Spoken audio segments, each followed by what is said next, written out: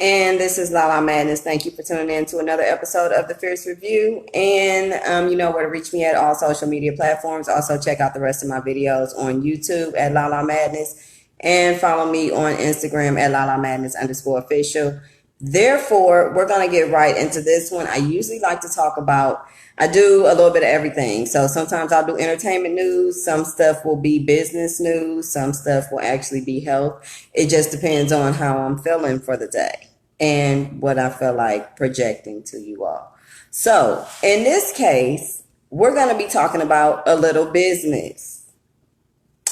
Retail store hell is what I am titling this one. And that is because a lot of retail stores, as we know, have been going downhill. You know, your actual brick and mortar stores where you go in, do your shopping, walk aisle by aisle, blah, blah, blah, blah, blah. And, you know, do your shopping for the experience, I guess. And not all places have caught up with online shopping or trying to master that area or kind of being innovative. So it's a little struggle for some. And some of them are businesses that have been around a very long time. So I'm going to get into the details of a couple stores that are struggling and what's really going on with them and why the fuck they're struggling that you probably wouldn't know about, because some of you probably still shop at these stores or frequent them quite often, so you're not understanding or are unaware of their struggle. So let's talk about it. Now, I'll start off with the infamous Sears and Kmart. So Sears and Kmart, we know they've been going through bankruptcy for like the last 5-10 years or some shit. Like, it's been a minute. Like, they've been going bankrupt since the beginning of time. Then they closed, I don't know how many stores that they've closed over the years, but it's been quite a few. Okay. So Sears and Kmart are actually closing 26 more stores by October of this year, 2019. So 21 of the stores will be Sears and 5 of the stores will be Kmart's to equal your 26. Now, liquidation of the stores will begin actually in mid-August, which is about now. And so those of you that like Sears and Kmart, I suggest you find the ones that's closing and head on down there to get all that shit that's going to be on liquidation. You know how it goes. Wait for their ass to close, get you a bunch of shit at little to nothing. That part. Now, their new parent company is actually Transform Inc., and they actually blame some of it on their bankrupt Sears Holding Company, who actually used to own them, and that's who was going through the bankruptcy the whole time. And then they actually moved to a new parent company, which is the Transform Inc. people, in order to try to save them. Okay. So now, part of their revitalization plan is changing from 160,000 square foot stores to 10,000 to 15,000 square foot stores, which is a big fucking difference. That's like 10 to 16 times more footage that they actually were currently working with as opposed to where they're trying to go. I mean, 10 to 15,000 square feet from 160,000 is a big jump. Well, I wouldn't be saying jump because they a big down. Like, they going down there, a big fall. They ain't climbing nowhere. They going down. Okay. Now, and these smaller stores are actually going to be selling mostly appliances, mattresses, and home goods instead of clothing and apparel. So I guess apparel is probably not where they were making their money. But I do know when I was a child, my grandparents did shop for me at Sears, JCPenney's, you know, Macy's. All of that was popping and thriving back in the 80s. Not so much as now. Clearly, that's not what's happening. Okay. This is before the technology boom. And apparently things are booming for everybody else. Okay. Now, they plan on actually acquiring the 650 Sears hometown and outlet stores once the purchase is complete as far as the bankruptcy purchase. These stores basically sell mostly tools, appliances, and outdoor goods, not so much as apparel like I mentioned. Okay. So there's that with Sears. Now let's talk about Barney's. So Barney's is actually a high-end retailer, and they are filing for bankruptcy as well. Okay, they've been in business for about 96 years with stores around the U.S., and the main store is actually located in New York. Okay, they have 2,300 employees, and 1,900 are actually full-time and also represented by the union, which that is some hard shit.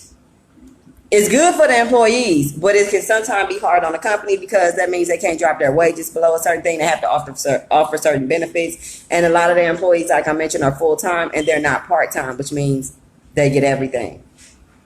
You know, your money is protected, your hourly, your salary, whatever you're going for, and also your benefits. So good luck with trying to get rid of their ass. You're going to have to give them a severance package, which is just like having them in the fucking store. I never understood that in the first place. If you're going to fire everybody and give them a severance, why the fuck you ain't got them in there clicking and typing?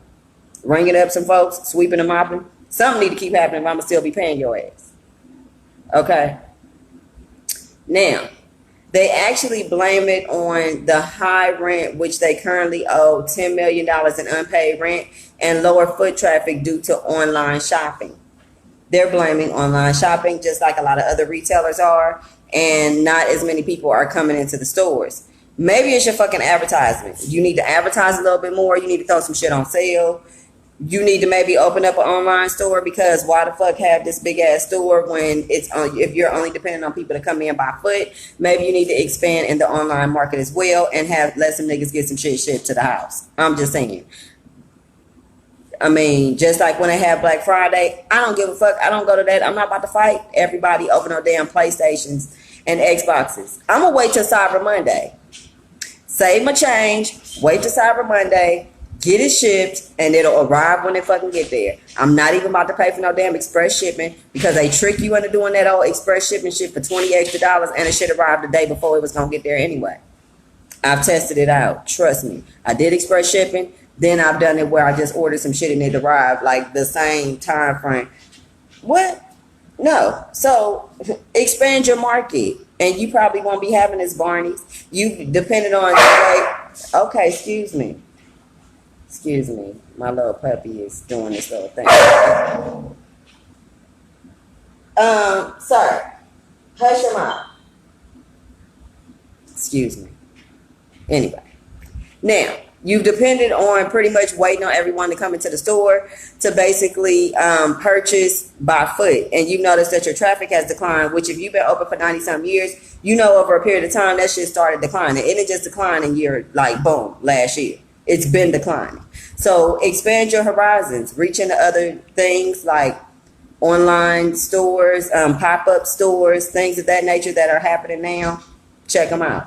Now, many retailers have filed for bankruptcy in recent years after private equity firms and hedge funds actually bought them out. So among some of those were Toys R Us, Radio Shack, Sports Authority, and as well as some clothing chains, Gymboree, Charlotte Russe, and The Limited. All filed for bankruptcy, which you probably didn't even know. They filed for bankruptcy very recently. And that's generally, like I mentioned, after big firms come take them over, or hedge funds buy them out just to acquire something that's going under, to think that they can recover from it. And then they actually don't, because their objective is to just buy it and let it sit there and let the same stuff keep happening instead of reinventing what's going on. Apparently, if they go into bankruptcy, why the fuck would you let the same shit keep happening? Change it. Anywho, Bed Bath & Beyond. Everybody knows Bed Bath & Beyond. Their sales, and this is shocking. This one threw me off a little bit. Now, sales from their last quarter is declining, and sales from last year actually declined by 6.6%. Now, that may not seem like a lot to us. Around the world, 6.6% out of 100% is like, eh. But no, in the business world, that is a lot, because 6.6%, they be speaking in millions and billions. So 6.6% of, $1 million, that shit can be a whole lot. You get to talking in billions, it could be more than that. So don't let it fool you that the little small 6.6% is nothing. It's something. Now, they have also lost 90% of the stock value in the last 5 years. 90% of your stock value, or the value of your stock in 5 years, basically went all the way down, and is sitting at just above $10 a share now. Now, is this the time that you would actually go out and buy up a bunch of shares thinking, hey, the stock is low? Everything that's low doesn't mean it's low. If that shit got low, then that means it's not doing well. Hint, hint. Don't go buy up a bunch of it assuming that they're going to come back up, because that's not how that goes all the time. Or you could go buy up a bunch that's cheap right now, hope that they increase in the future, but you'll be waiting 5 to 10 years to see a return on that. And that's generally how, old investments work. They believe slow money is the most money, when not everyone thinks that way, because there are some stocks that just boom out of nowhere, but you still have to wait and see how that works, or it depends on a lot of factors. What do you have coming out that's going to make it go up? They don't have anything. It's just going down. Ain't nobody buying that shit. Okay. Now, shoppers claim the store is too messy with merchandise to the ceiling. And that's why they not coming in. They told you. You're asking for feedback from the shoppers. They are telling you that shit is a hot shitty mess. I can't even get through there. I can't bob and weave through the aisles. Y'all got shit stacked to the ceiling. And then it's mess all over the place. And you expect me to keep coming in shopping? No. And they do have online options, but nobody's just going to go straight to you, especially at Bed Bath & Beyond's prices sometimes. How can you have this shit be sky high and this shit is dirty, messy, and I can't even bob and weave through here? Stop playing. Now, on that note, they're closing 40 stores this year and possibly more to come. 40 stores. That's a lot to be closing in 1 year's time for a major chain like them. And Bed Bath & Beyond has nearly 1,000 stores in the U.S. as well as hundreds of world markets. That's also their stores. World Markets, Cost Plus, Bye Bye Baby, and Harmons. Those are their locations as well, and they have a couple hundred of those blended in with their 1,000 or so Bed Bath & Beyond stores. Now they've come out with with 30 lab stores with different layouts that they're trying to see if they come up with different layouts so people feel more comfortable to come in and shop. If they move things around and change how the store looks or is perceived, will they be able to get more customers in? Well, They're also changing those layouts to sell more home decor, food, health, and beauty items. I didn't know Bed Bath & Beyond actually sold food, but you got this big wonderful burger or meatless burger or whatever going on now. So I guess all kind of things is happening. Bed Bath & Beyond trying to get ready to sell some food at their lab stores. Okay. We'll find out. Okay. Now, Pier 1 Imports as well. The famous Pier 1 Imports. Who hasn't been there to grab a thing or two? Some of that shit look outdated, but depends on your eccentric style. If you like Pier 1 Imports, I got some news for you. Now, they are closing dozens of stores as well, with reports of $81 million in losses for the last quarter. 81 million. That's what I meant by the little 6.7%. You can't really go by that because it looked like it ain't shit. But then when you get to talking them real numbers, them 81 million, that's a big fucking number. Okay? Most people won't even see 81 million in their damn lifetime. Okay. Now, this quarter last year, it was only at a $21 million loss. So if you can quadruple your loss in 12 months from 21 million to 81 million, that's a big fucking difference. Period. Huge, huge, huge, huge. That's $60 million more than you've lost the year before. And it just got, so what the fuck y'all gonna lose next year? And the board ain't happy with that. Especially the ones that's investing, put their little change in. They expect to get some money back from their investment of being a shareholder in the company. You ain't getting shit. What you gonna get? Nothing. You're lucky they ain't got it set up to where you owe if that shit is bankrupt like it's going. Okay. Now the 12 stores are actually closing in addition to the 45 stores that are already set to close. Okay. And they have 967 stores remaining.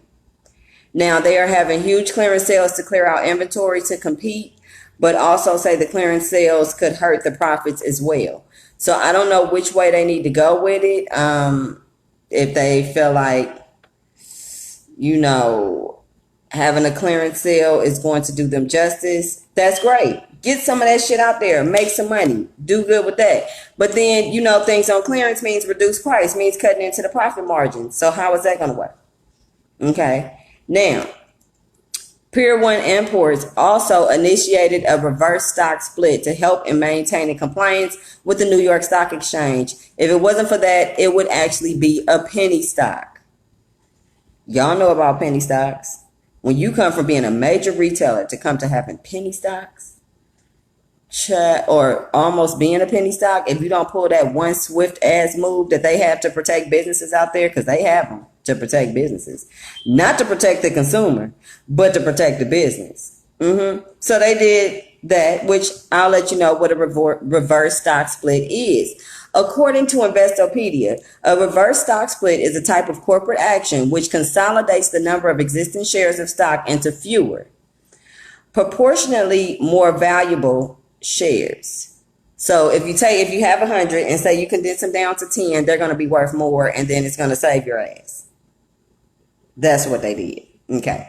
Now, this process involves a company reducing the total number of its outstanding shares in the open market and often signals a company in distress. So say each company has so many shares that they actually give out to their company, the people within the company, and then they have so many shares that they sell to the public, where if you end up owning enough shares, then you can be like, you know what I'm saying, I own such and such percent of the shares. And then you see them people, the ones that own the most shares usually come to the board meetings and they make the major decisions.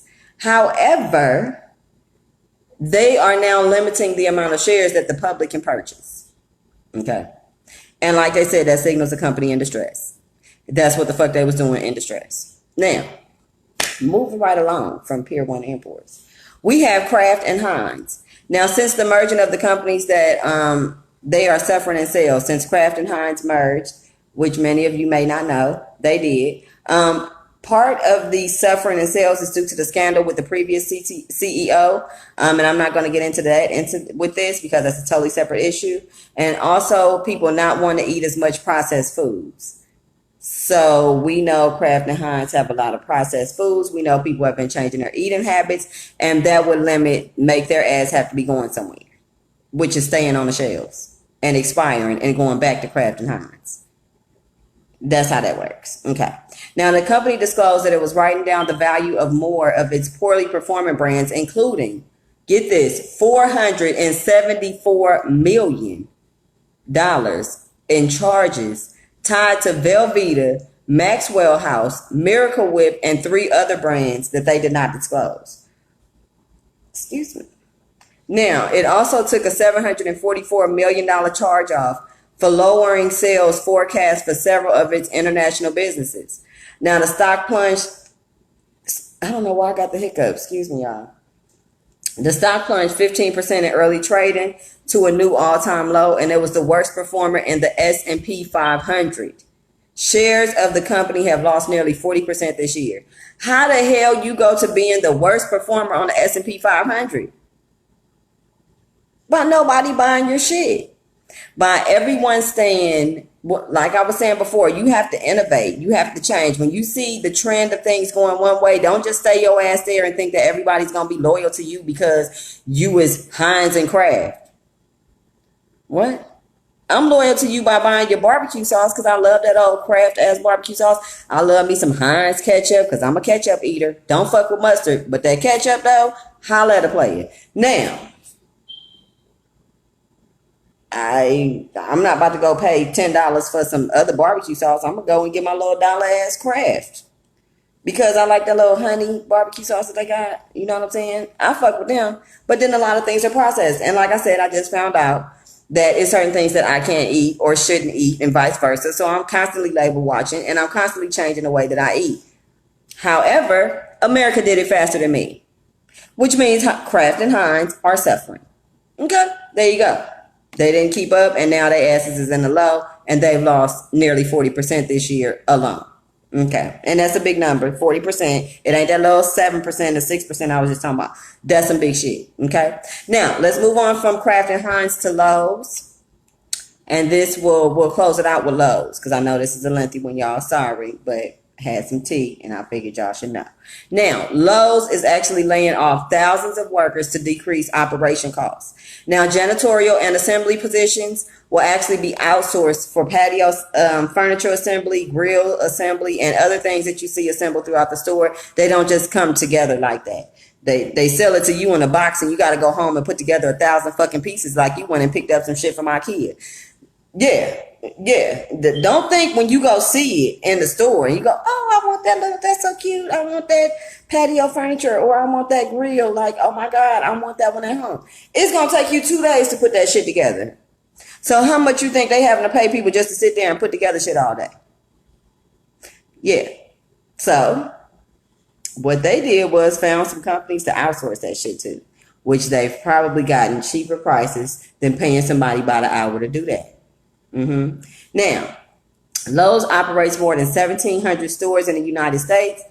And as of February 1st, Lowe's employed approximately 190,000 full-time and 110,000 part-time employees, which is a lot of damn people.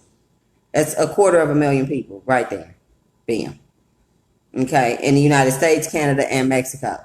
Now, they already closed 20 United States stores and 99 of its Orchard Supply hardware stores, which was popping back in the day because my grandparents and my auntie, when I was gardening and things like that, and they showed me how to do all the little outside world stuff. Then, we shopped at Orchard Supply. And they had some good stuff. Get your little plants and flowers, your little tools and all that there, And those are mainly in smaller areas. Well, not smaller areas, but where you'll see your Lowe's and you'll see your Home Depot, but then there'll be an Orchard Supply like in a neighborhood instead of them having to go way out to get that. So it's more personable, I guess. But they closed some shit, so it don't matter. Won't be going there. Okay. But they've closed 99 of those. Okay. So that's a big deal for them on that. And they're going to basically be getting rid of a lot of employees that have the smaller jobs. They're going to call in janitorial services, taking bids and all that. That's going to be outsourced. And they're already basically solidified contracts with people to come in and do assembly. So this is not something that they're going to do. This is something they're doing, which is why they're laying off people. And then they can go get their unemployment and find another job. That's how that's going. They ain't say they was giving them a severance of shit. Probably depends on how long you've been there, what your title is and all that. But if you a damn assembler or a toilet washer, they really don't give a fuck about giving you no severance. Why? They don't care. Okay, so now of all these, what is really happening and what do they have in common? In my opinion, Walmart, Target, and Amazon have created their own cheaper brands to compete in the online shopping world. So they've not only taken over the fact that you can buy the same things online that you can actually buy in a store minus Amazon. So I'm speaking of Walmart and Target. The same stuff you can go in Target and purchase, and Walmart and purchase, you can go and actually purchase online as well. However, if you go online, it's cheaper because you're not paying for the overhead of it being maintained in the store and getting a dusty ass box that ain't nobody wiped off in 4-5 months. Okay. So they give you a discount for shopping online. You also can use other discounts and things of that nature to get it cheaper. You probably have to pay a shipping cost, but if you order something over $50, generally a lot of them have free shipping. And then now, along with Amazon, I'll incorporate them now because you can get pretty much everything on Amazon as well. Now Amazon flying shit to your house with the drones and all that. So they fucking niggas up. Period. And they've created their own cheaper brands, like I mentioned. So their own off brands for tissue, for other important items that you would get every day. They've come up with their own brands that's able to compete with the major brands that you would see in these other stores. I mean, and you've seen in there, why get this box of such and such when you can get our brand for $1 less? And now a lot of the times, a lot of batteries and a lot of food products and a lot of other items are actually made by the same major retailers. And then they actually just have off brands, which they'll name something else, but it's the same shit. Except for cereal. Off-brand cereal do not taste the same. It's actually sweeter. I'm not going to say no names, but I have a child that prefers me to not get Fruity Pebbles. She prefers me to get the off-brand because she claims it tastes better. Because I guess they put more sugar in it, it's sweeter or something of that nature. I'm not sure. But how the fuck is the off-brand killing y'all own brand niggas? So I'm assuming that Walmart, Target, and Amazon are able to get a close comparative of taste, close comparative of the product usage, and it's pretty much the same quality, if not sometimes better, because they can do it in bulk. They have the money and funds behind them to do that. And also, people are changing their dietary needs when it comes to the food items. You know, your dietary needs change over time. Once you find out, oh, this is not good, I shouldn't do that. Let me go and do this. Or this new thing came out. You have to stay constantly innovating yourself in order to stay in business. You can't just create one type of computer and think that you don't have to be, once that drops, you don't have to be working on the next computer. Those shits change every 6 months. You know, you can't be a shoe brand and drop one shoe and think that you don't have to come out with another shoe ever again. Have every brand of shoe has at least 100 other, you know, types associated with that brand. You know what I'm saying? Not just a item. So you can't just think that your stuff is going to be tested, tried, and true for generation after generation, and you don't have to do anything. So, I mean, like Heinz and Kraft, you know damn well people is shifting their food ideas or their food taste or food and dietary needs. So you need to come up with shit that's less processed. That's the only solution for you. Come up with a healthy mayonnaise, some healthy ketchup. Hunt's got the non-preservatives or something. Y'all need to catch up. I don't know what to tell you, but stay innovating and use some of that money that you got to make a new product like everybody else did. And I feel sorry for the other companies, you know, Lowe's, Kraft, Heinz, Pier 1 Imports, Bed Bath & Beyond, Barney's, and Sears and Kmart. All experiencing really hard times right now, closing up stores left and right. The online shopping world is fucking them up. That's just that. That's what's happening. And so whether you continue to support them or not, I would support their ass as they're closing because I will go get all that shit cheap, which is what everybody else is going to do. They're going to wait.